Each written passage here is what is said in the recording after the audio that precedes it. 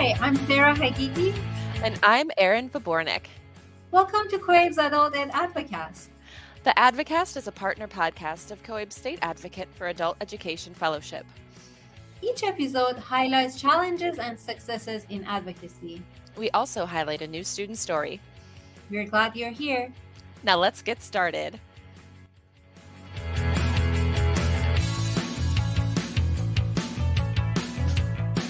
Hello, Sarah. How are you? Good. I'm very happy and excited for today's episode that I cannot wait for everyone to hear from our guest. And I know you felt a personal connection to this guest and this guest's story, so I'm going to let you do the introduction. Yeah, just a little background because Erin mentioned that I have personal connection with our guest. Both Erin and I work in ESL world, and we are working with a lot of language learners who are learning English as an additional language. And particularly me, I oversee our refugee education program here in Tucson, Arizona, in Pima Community College, where we offer English classes to newly arrived refugees, adult refugees, and also we create a pathway for them, for those who want to pursue their high school equivalency, get certificates, pursue college and career technically. We create that pathways for them. And our very special guest today, Aminata Sy, is a very well-published author who wants to share her experience with us as a former adult learner, and also we'll learn more about her. Hi, Aminata. Hello. How are you all? It's a pleasure to be here. Thank you. Pleasure is ours. Yeah. Yes. And just to give the audience some context, I mean, we communicated today, like maybe a few hours ago, and now we're recording. So thank you so much, Aminata, for your flexibility in your schedule. And I know you are in Philadelphia right now on a book tour, right? That's correct. Can you tell us a little bit more about the book that you wrote? Yes. So again, thank you for having me. My name is Aminata Sy. It's a pleasure to have this conversation with you. I want to give a little bit of context for your listeners about a little bit about who I am, and then I'll get into the book itself. Great. So I came to the United States in 2001 as a young married woman to join my husband right here where I currently am in Philadelphia. And I lived here all that time since I came here until I kind of moved on. I will get to that part later on. But I lived here in Philadelphia, became a mother starting in 2002. I was 22 at the time. I had my second child in 2004. I was 24 at the time. And then my third child later on at 32 years old. So the reason I mentioned the children, they are very important in this story of mine because they drive everything, just literally just about everything that I do. So there came a point in my life when I came from Senegal to the United States. I was a high school dropout. I didn't speak English because in Senegal, the official language that we use for school is French. And also people mostly outside of the professional context and school context, people mostly use the ethnic languages. So those are I had two languages that are local languages and French when I came to the US, but I did not have English. So I had to restart, not just learning the language, but also just learning about the culture and trying to integrate into American society. So I fast forward around 2010, I started to have this desire to return to school, and that desire came from my own children when they were younger. This is during their pre-kindergarten years. They had this challenge called the 100 book challenge at their school, and the challenge was basically from the teacher saying, okay, you can read to your kids 100 books by like the school year, by the end of the school year, if you do that, then you'll get a prize for your child. To me at the time, I wasn't thinking about the prize. I was just thinking about, I want to get into this challenge so that I can read to my kids as much as possible so they can learn how to read, because I know how important the skill of reading is, right? And at this time, I'm still myself an English learner. So this is how I kind of academically got myself involved into reading English academically on my, like by myself through my kids. And then I got into it. I started reading to my kids. And then somewhere along that process, this desire of learning and like teaching kind of became, a rush of that came back to me, right? And then with that, I decided, you know what, I'm doing like low paying job after low paying job.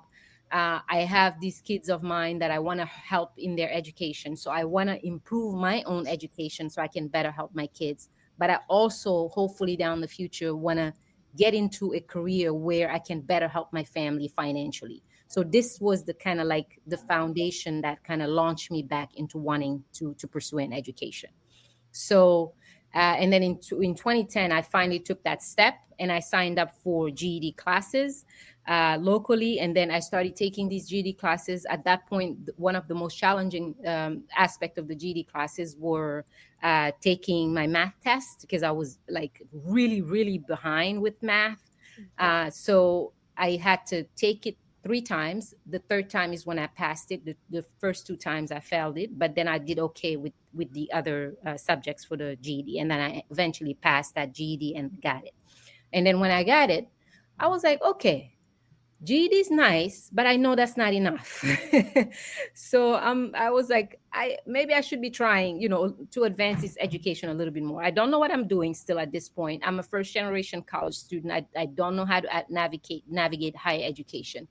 So I go into our community college of Philadelphia in our city, and I started, getting information from there to learn about like how to sign up for classes, like what is that process like, all those kinds of things.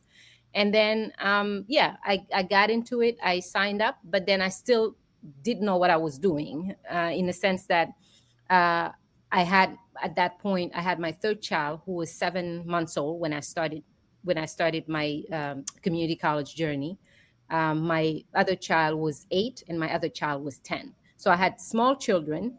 I was living in a situation where I'm from a low income background. So at this point, only my husband is the sole breadwinner of our family. And I'm trying to figure this whole education out. And I'm not sure if my baby will be able to actually accept a babysitter. At the time, I was breastfeeding him full time. So I'm like, I don't know if this is going to work out, but I'll try and see what happens. So I start back my schooling, just kind of playing it by the ear, going to class, coming back home and seeing how my baby's taking it, seeing if I'm going to be able to stick around. But at this point, I have a lot of, just still a lot of skills to learn, both English, math, and understanding what it means to be a college student. So yeah, I stick with the process, and then fast forward towards the end of my first semester at Community College of Philadelphia. At least at the not towards the end, but at the end of the semester at Community College of Philadelphia, I have this conference with my professor, that first professor of mine, and she tells me about all the progress I made during that semester. And she told me that students at that level, because these were 2 remedial English classes that I was taking with her, she said that at that level, students generally don't do as well as I did in her class. And then she told me that I had what it took to get a master's degree. And I was so puzzled by that statement, because I was like, how did she come to this conclusion? I'm in 2 remedial courses. I just finished them. I know I have so much more to learn in terms of English and, math and all of these things, and just learn about the world of college. How does she believe I have what it takes to get a master's degree? But as just one part of me questioned her, another part of me also believed her. Why? Because she was an excellent teacher, and she got to know me throughout that semester as a student, how I operated in the classroom and how I did my work. So I said, maybe something about what she says is right, but right now I can't process that. It's too far away from me. I just want to focus on signing up for classes for the next semester. That's it. So that's basically how I jumped back into the educational, into the educational realm, higher education to be more specific. And then from then, I ended up applying to the University of Pennsylvania, also within our city in Philadelphia.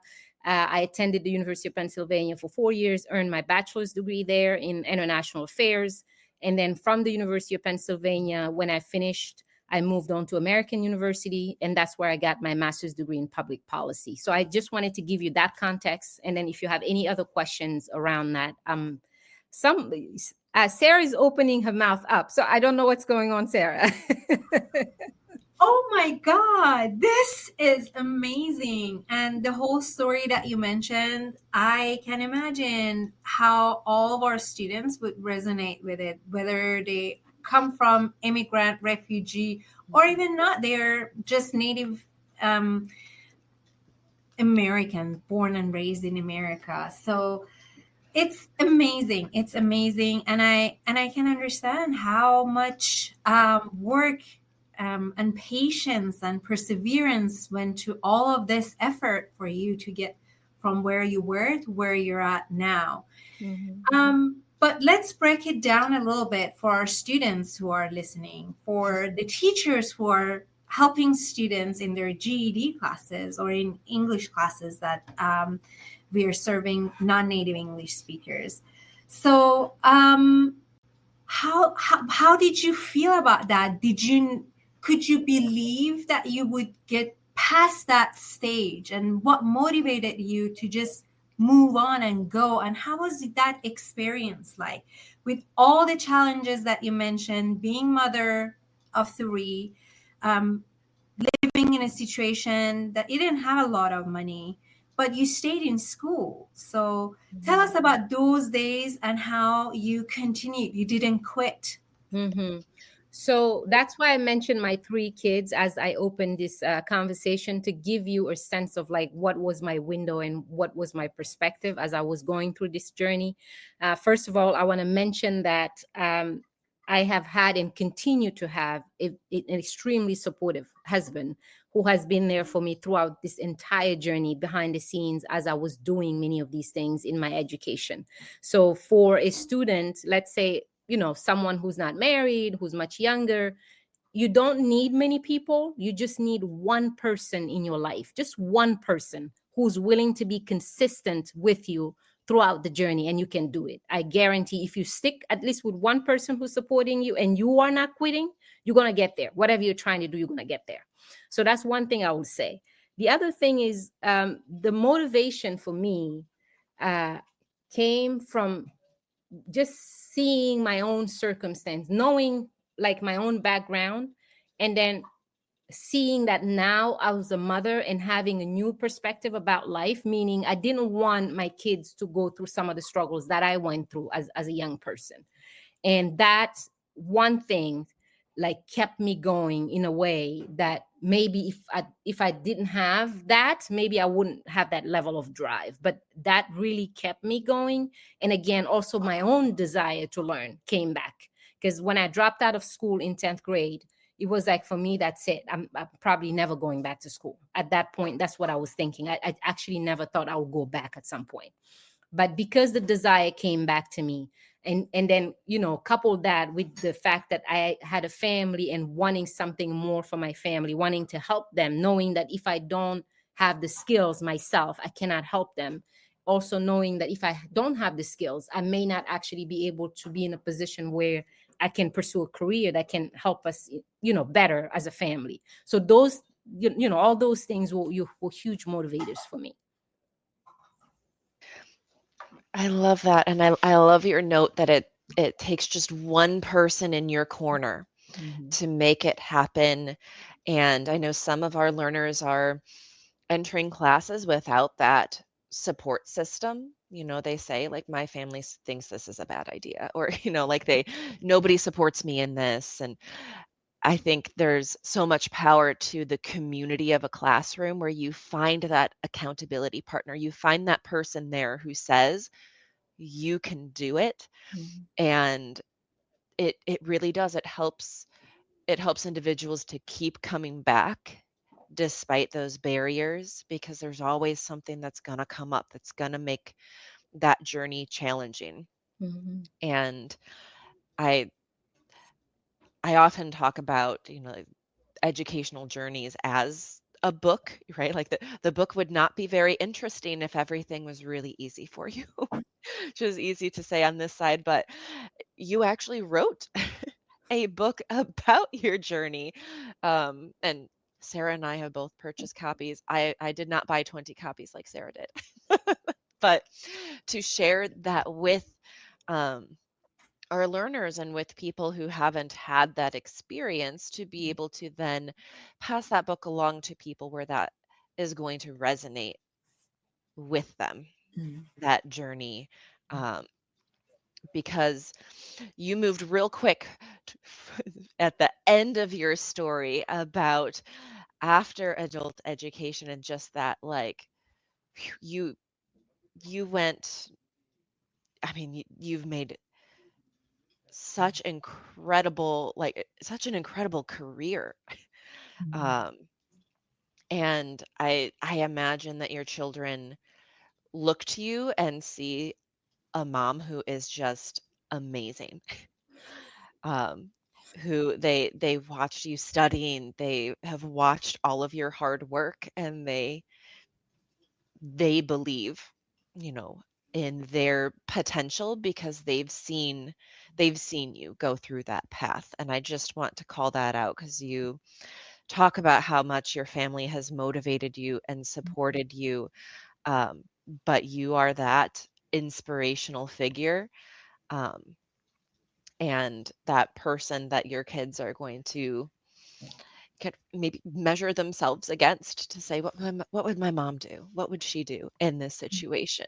She would keep going. Yeah, keep going. That last point is like I spoke at Community College of Philadelphia on the 4th. That's Tuesday. The week has been moving like lightning speed for me this week. Yeah, it was Tuesday. That's when my book launch took place. And I spoke at the Community College of Philadelphia in front of an audience of about 150 people, students and administrators. Some of them I knew in that audience when I was a student there. And one student asked me, like, how did I become, something along the lines of how did I become successful in my journey? Like, she was just puzzled by the success, as she called it. And then I reminded her something that I think is important for your listeners to also kind of take with them. What I told that student is that don't let, because I was doing different readings from the passages of the book, right? I told her, don't let the smooth reading of my book fool you, because that is not where I started. And I think that's something that's important to remember for some, because we all come at this from, different angles, a different point in our lives. She saw me as someone who was like probably way ahead of her, but I don't think that's a good way to measure things. So there's a reason why the alphabet has A to Z, right? It's not just like you get A, B, C, D all the way to Z. You don't just get from A to Z, right? There are many letters in between. And I reminded her my A, which was I started reading English with children's books. And that's where I started learning how to read English. I said, that's where I started. Don't let this, me reading my book and you listening to me thinking this woman is just incredible. She's really good. Yes, I got better over time through practice, through sticking with the journey, but that is not where I started.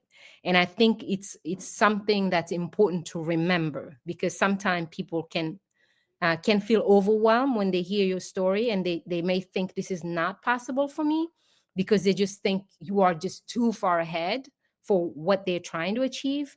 But we all have our own steps. I literally took my own steps. I didn't take anyone else's steps. My steps were I needed to start reading children's books in order for me to learn English. And I was reading it to my kids. Those were my steps, and that's where I started. For someone else, it could be something else, right? But it's important to remember that every journey has a start, and you just need to start, and you just need to keep going. And if you do those things, you start and you keep going, you don't know where that's going to take you. You have no idea. That's amazing. And that's a very rich advice to all those students that this is your journey. Don't compare your journey with others, and there is a starting point, and stick to it. I love that. I love that. We talked a lot about your book, but what is the name of your book and where can our listeners purchase it from? Yes, my book is titled Destined, a story of resilience and beating the odds. And it can be purchased through Amazon, Barnes and Nobles, and anywhere books are sold, really. And it's also, if someone wants like a quicker thing, you can also go to my website. It's aminatasy.com. And there's a page for the book where we have all the links of different places you can purchase it. Great. And we'll share your website so that people can access it easily in our show notes so that they can find out more about you and go purchase that book. Thank you so much for sharing your story with us, for those beautiful words of advice and encouragement to the adult education learners who are listening, and for sharing that perspective again with all of us, regardless of what our connection is to adult education. We are so honored to have spent this time here with you today. Yeah, thank you so much. It's been a pleasure. That's one of the key reasons I wrote this book again, is to reach people who may not be hopeful that they have a path in this journey called education, formal education, that is, right? And if my story can reach them, I have achieved my goal, because that's really, really what I wanted.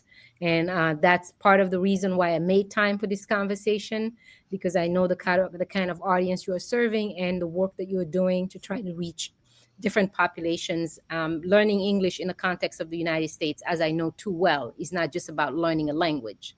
It's about establishing a life for yourself, and that is much bigger than learning a language, right? Returning to school and staying in school and earning degrees, same thing. It's about trying to figure out how to improve your life in this country, and hopefully you take it, how far you want to take it. That's true. That's beautiful. Yeah, Thank you so much. yeah. Thank you. It's an honor. It's a pleasure. And we appreciate you taking the time to come to our Advocast and talk to us, and despite your busy schedule. Absolutely. Thank you so much. Thank you. Yeah. That was Oh my incredible. God. I have energy for a life to live.